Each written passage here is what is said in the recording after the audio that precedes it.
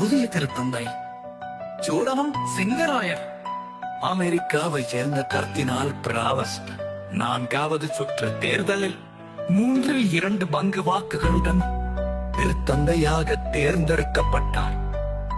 வெள்ளை முகம் கொண்ட புகை சிஸ்டன் ஆலயத்திலிருந்து மேலே எழுந்தது. மணி ஒலி இடைவிடாமல் ஒலித்தது. வெளிப்படுத்தும் அந்த புனித தருணம். பேதுரு வளாகத்தில் ஆயிரக்கணக்கான இறைமக்கள் கண்ணீரோடு மகிழ்ச்சி பரவசத்தில் நீண்ட காலம் வாழ்க என ஆரவாரம் எழுப்பினர். அந்த வெள்ளை புகையின் ஒரு மணி நேரத்திற்கு பிறகு புதிய திருத்தந்தை மாதகனில் தோன்றினார். கர்தினால் டோம்னிக் அறிமுகம் செய்தார்.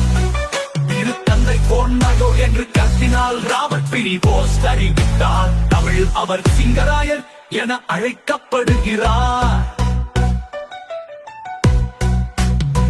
வெள்ளை முகம் கொண்ட புகை சிஸ்டன் ஆலயத்தில் இருந்து மேலே எழுந்ததாமல் ஒலி இடைவிடாமல் ஒலித்தது. வெளிப்படுத்தும் அந்த புனித தருணம்.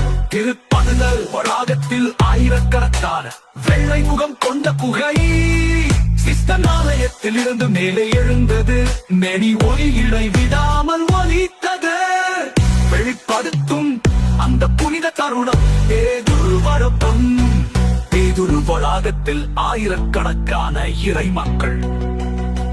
கடவுள் நம் அனைவரையும் நேசிக்கின்றார். தீமை ஒருபோதும் வெல்லாது பயமின்றி முன்னேறுவோம் என்றார்.